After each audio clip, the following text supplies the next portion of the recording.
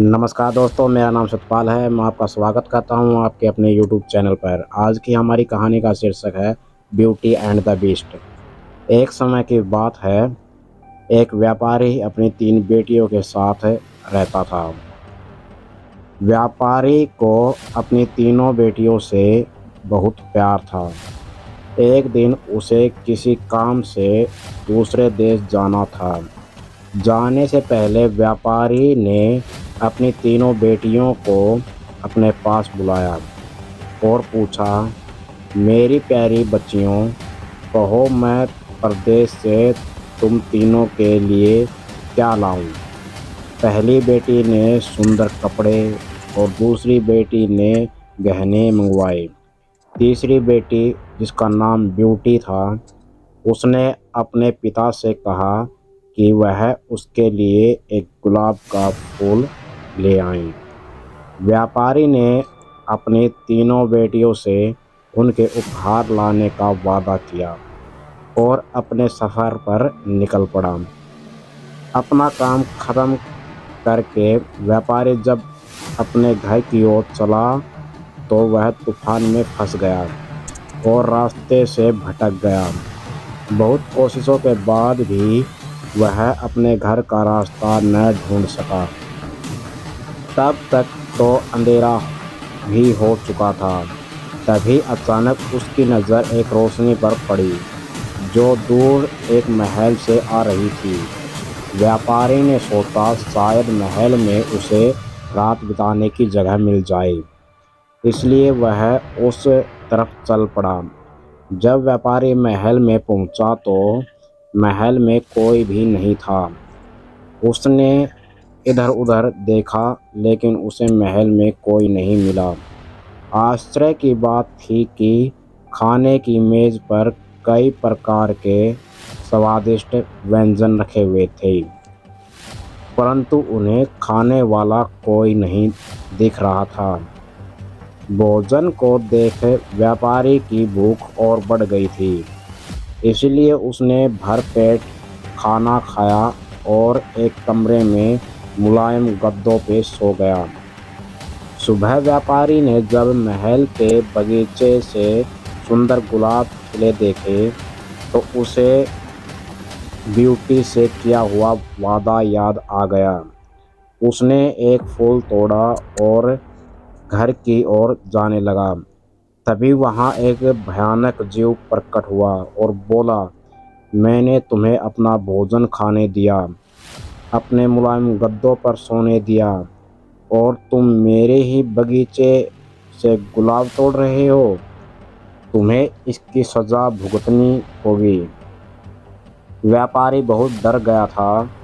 कांपते हुए बोला, मुझे माफ़ कर दो, माफ़ कर दो मुझे मत मारो।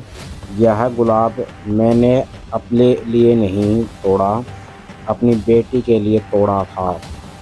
मैंने अपनी बेटी से वादा किया था कि मैं उसके लिए गुलाब का फूल लाऊंगा। यह सुनते ही राक्षस ने व्यापारी से कहा कि वह एक शर्त पर उसे छोड़ेगा। उसे अपनी बेटी को महल में भेजना होगा। डरा और घबराया हुआ व्यापारी अपनी बेटी को भेजने का वादा कर वहां से चला गया। घर पहुंचकर व्यापारी ने अपनी बेटियों को सारी बात बताई और ब्यूटी से माफ़ी मांगते हुए कहा, अपनी जान बचाने के लिए मुझे उस समय कुछ समझ नहीं आया और मैं राक्षस से यह वादा कर आया। मुझे माफ़ कर दो ब्यूटी, अपने स्वार्थी पिता को माफ़ कर दो।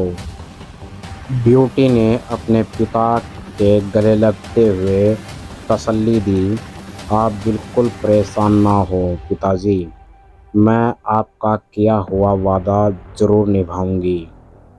ब्यूटी जब महल पहुंची तो बहुत घबराई हुई थी। राक्षस का भयानक चेहरा देखकर वह बहुत डर गई, लेकिन राक्षस ने उसका खुले दिल से स्वागत किया। राक्षस ने उसे रहने के लिए अपने महल का सबसे अच्छा कमरा दिया। और जब ब्यूटी आग के सामने बैठकर कढ़ाई करती, तब राक्षस उसके पास घंटों तक बैठा रहता और उसे निहारता रहता। धीरे धीरे दोनों को एक दूसरे का साथ अच्छा लगने लगा और वे अच्छे दोस्त बन गए। अब वह दोनों सारा सारा दिन एक दूसरे से बातें करते और खुश रहते। राक्षस को ब्यूटी बहुत अच्छी लगने लगी थी और वह उससे शादी करना चाहता था, लेकिन डरता था कि ब्यूटी एक राक्षस से कभी शादी नहीं करना चाहेगी। बड़ी हिम्मत जुटाकर एक दिन उसने ब्यूटी से अपने दिल की बात कहने का फैसला किया। वह जब ब्यूटी के पास पहुंचा तो देखा कि ब्यूटी अपने पिता को याद करके बहुत उदास है। उससे ब्यूटी की उदासी देखी नहीं गई और उसने ब्यूटी को एक जादुई शीशा दिया जिससे वह अपने पिता को देख सके। ब्यूटी बहुत खुश हुई, लेकिन जब उसने अपने पिता को देखा तो वह बहुत बीमार थे। यह देख ब्यूटी ने राक्षस से अपने पिता से मिलने की इच्छा जताई। राक्षस ने उसे पिता से मिलने की इजाज़त दे दी और 7 दिन में वापस आने को कहा। ब्यूटी ने तय समय में आने का वादा किया और अपने घर चली गई। ब्यूटी को सामने देख व्यापारी खुश हो गया और जैसे जैसे उसे पता चला कि राक्षस देखने में भले ही क्रूर हो, लेकिन वह दिल का बहुत ही नेक और दयालु है, व्यापारी की सेहत और सुधरती गई। परिवार से मिलने की खुशी में 7 दिन कब निकल गए ब्यूटी को पता ही नहीं चला। एक दिन ब्यूटी ने सपना देखा कि राक्षस की हालत बहुत खराब है और जल्दी ही मरने वाला है। अगले ही दिन वह महल वापस आ गई और उसने पाया कि राक्षस बगीचे में बेहोश पड़ा हुआ था, जैसे वह मर चुका हो। ब्यूटी उसे देखते ही रो पड़ी। तुम मुझे छोड़कर मत जाओ, मैं तुमसे बहुत प्यार करती हूँ और तुमसे शादी करना चाहती हूँ। मैं अपनी सारी ज़िंदगी तुम्हारे साथ बिताना चाहती हूँ। जैसे ही ब्यूटी ने यह शब्द कहे, एक रोशनी ने राक्षस को ढक लिया और जब रोशनी गायब हुई तो भयानक और क्रूर दिखने वाला राक्षस एक खूबसूरत राजकुमार में बदल चुका था। राजकुमार ने बताया कि एक दुष्ट जादूगरनी ने उसे एक राक्षस बना दिया था और सच्चे प्यार से ही उस जादू को तोड़ा जा सकता था।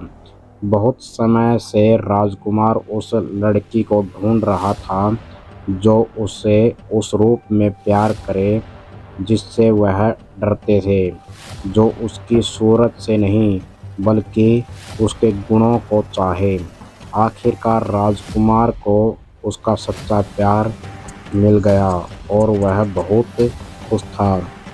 जल्द ही ब्यूटी और राजकुमार की शादी हो गई और वह अपनी गुलाबों सी खूबसूरत दुनिया में हंसी खुशी रहने लगे।